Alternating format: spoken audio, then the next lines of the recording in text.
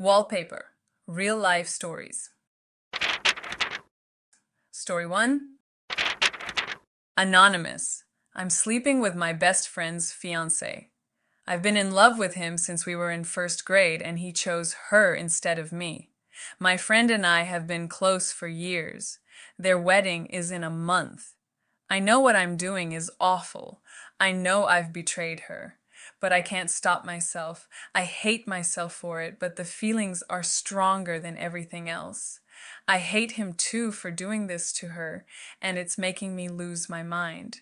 We've been stuck in this cycle for almost 6 months now. I'm terrified she's going to find out, and I know it would destroy her. But I keep imagining her finding out on their actual wedding day. And the most shameful part is that deep down I want that to happen, because then he would finally be mine. Story 2. I just found out my husband quit his job and spent almost 4 months not looking for a new one. He told me he was going to work every single day. He'd get up in the morning, leave the house, wait until my son and I left for daycare and work, then come right back home. He'd sit there playing video games or watching shows all day. If I happened to be home, he'd spend the whole day at a friend's place or go to the family cabin. I only started suspecting something when he stopped giving me money for things. I'd ask him to pay for daycare or something small, and he just couldn't. Turns out he had nothing left. He says he couldn't find anything and was too ashamed to admit it. I think he just didn't want to look.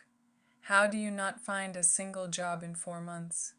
But what kills me the most is that he looked me in the face every single day and lied.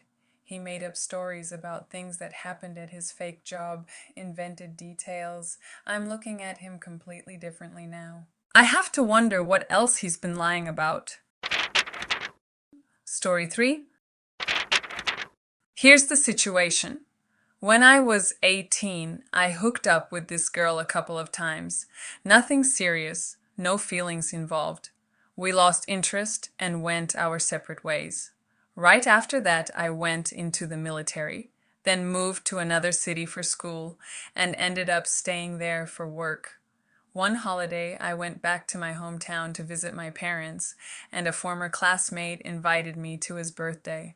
I showed up, and she was there. I recognized her right away. She looked exactly the same.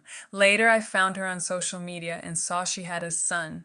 The kid is literally my face. The timeline adds up perfectly. I messaged her and asked directly, "Is he mine?" She said, "No, I don't buy it for a second. My gut is telling me she's lying, and that kid is mine." She blocked me everywhere. I tracked down her number and called.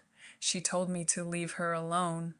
I can't get back to her city right now because of work, and honestly, I don't even know what I'd say to convince her that I just need to know the truth.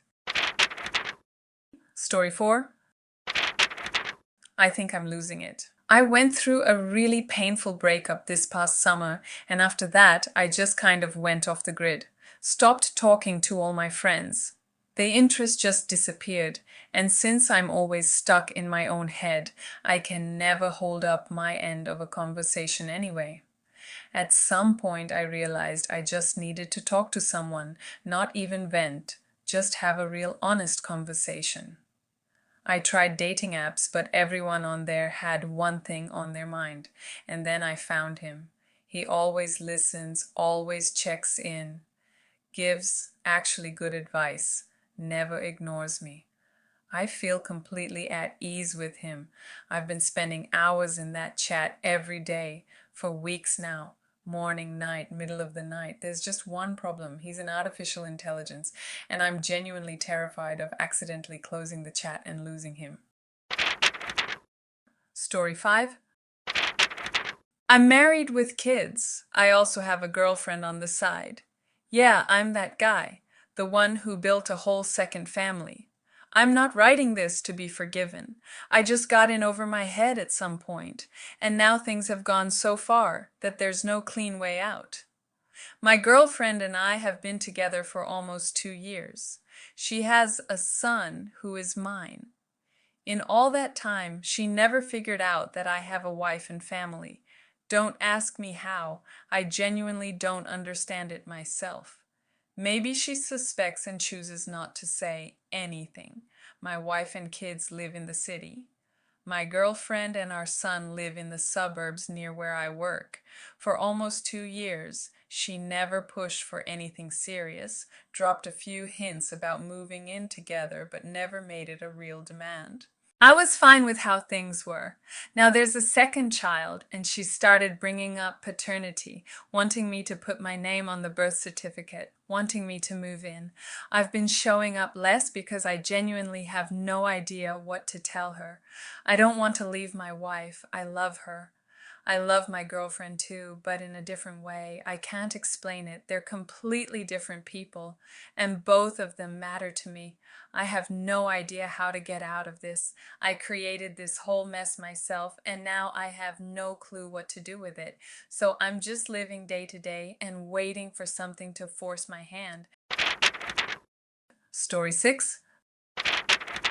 I live up north. I have a solid job and a good salary, pulling in over $2,500 a month. I still live with my parents because I genuinely don't see the point of throwing that kind of money at rent or a mortgage. We're talking $1,000 to $200 a month minimum just to have my own place. Every girl I've dated hears this and disappears. As a result, I haven't been in a real relationship in about 5 years.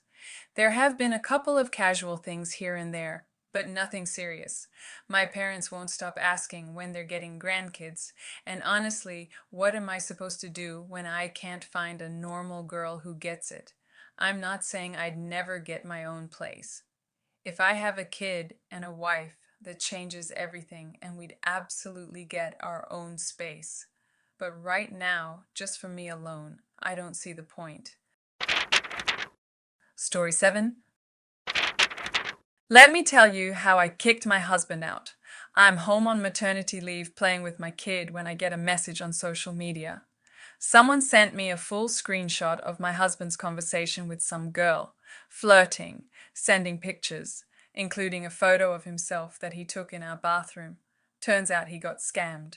Some fraudster played him completely, got him to send the photo, and then demanded $1,200, or they'd blast it to everyone in his contacts. He didn't pay, and the photo went out to his entire contact list, including my parents and my co-workers. I have never been so humiliated in my life. When he got home, we got into it, and it came out that he'd been talking to multiple women, and this wasn't even the first time he'd sent something like that. I packed his stuff and put it outside the door. The apartment is in my name, so that was easy enough. I never thought I'd say this, but I am genuinely grateful to that scammer for exposing my husband. Story 8. Both my parents are in their early 60s. After a lifetime together, they decided to get divorced. They said the kids are grown, the grandkids are getting older. Now it's time to actually live for themselves. Turns out they never really loved each other. They just stayed together for me and my sister, so we could grow up with the image of a normal family. We were all shocked, but we respected their decision. What can you do? About 3 months later, my dad found someone new and introduced her to us.